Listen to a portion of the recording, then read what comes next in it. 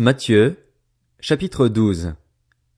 À cette époque-là, Jésus traversa des champs de blé un jour de sabbat. Ses disciples, qui avaient faim, se mirent à arracher des épis et à manger. À cette vue, les pharisiens lui dirent, « Regarde, tes disciples font ce qui n'est pas permis de faire pendant le sabbat. » Mais Jésus leur répondit, « N'avez-vous pas lu ce qu'a fait David lorsqu'il a eu faim, lui et ses compagnons? Il est entré dans la maison de Dieu et a mangé les pains consacrés que ni lui ni ses compagnons n'avaient le droit de manger et qui étaient réservés aux prêtres seuls. Ou n'avez-vous pas lu dans la loi que, les jours de sabbat, les prêtres violent le sabbat dans le temple sans se rendre coupables? Or je vous le dis, il y a ici plus grand que le temple. Si vous saviez ce que signifie « Je désire la bonté et non les sacrifices », vous n'auriez pas condamné des innocents. En effet, le Fils de l'homme est le Seigneur du sabbat. Jésus partit de là et entra dans la synagogue. Il s'y trouvait un homme qui avait la main paralysée. Ils demandèrent à Jésus, « Est-il permis de faire une guérison le jour du sabbat ?» C'était afin de pouvoir l'accuser. Il leur répondit, « Lequel de vous, s'il n'a qu'une brebis et qu'elle tombe dans un trou le jour du sabbat, n'ira pas la retirer de là? Or, un homme vaut beaucoup plus qu'une brebis. Il est donc permis de faire du bien les jours de sabbat. » Alors il dit à l'homme, « Tends la main. » Il la tendit, et elle devint saine, comme l'autre. Les pharisiens sortirent et tinrent conseil sur les moyens de le faire mourir. Jésus le sut et s'éloigna de là. Une grande foule le suivit. Il guérit tous les malades et leur recommanda sévèrement de ne pas le faire connaître, afin que s'accomplisse ce que le prophète Ésaïe avait annoncé. « Voici mon serviteur que j'ai choisi, mon bien-aimé qui a toute mon approbation. Je mettrai mon esprit sur lui, et il annoncera la justice aux nations. Il ne contestera pas, il ne criera pas, et personne n'entendra sa voix dans les rues. Il ne cassera pas le roseau abîmé et n'éteindra pas la mèche qui fume encore, jusqu'à ce qu'il ait fait triompher la justice. Les nations espéreront en son nom. » Alors on lui amena un démoniaque aveugle et muet, et il le guérit, de sorte que le muet parlait et voyait. Toute la foule disait, étonnée, « N'est-ce pas là le fils de David ?» Lorsque les pharisiens entendirent cela, ils dirent, « Cet homme ne chasse les démons que par Béelzébul, le prince des démons. » Comme Jésus connaissait leurs pensées, il leur dit, « Tout royaume confronté à des luttes internes est dévasté, et aucune ville ou famille confrontée à des luttes internes ne peut subsister. Si Satan chasse Satan, il lutte contre lui-même. Comment donc son royaume subsistera-t-il? Et si moi, je chasse les démons par Béelzébul, vos disciples, par qui les chassent-ils?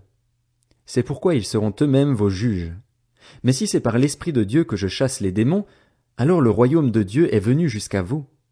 Ou encore, comment quelqu'un peut-il entrer dans la maison d'un homme fort et piller ses biens, s'il n'a pas d'abord attaché cet homme fort? Alors seulement il pillera sa maison. Celui qui n'est pas avec moi est contre moi, et celui qui ne rassemble pas avec moi disperse.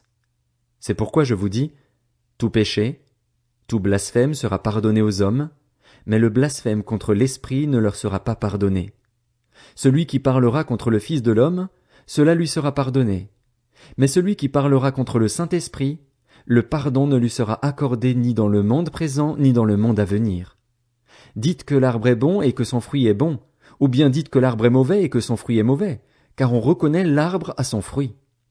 Race de vipères, comment pourriez-vous dire de bonnes choses, mauvais comme vous l'êtes? En effet, la bouche exprime ce dont le cœur est plein. L'homme bon tire de bonnes choses de son bon trésor et l'homme mauvais tire de mauvaises choses de son mauvais trésor.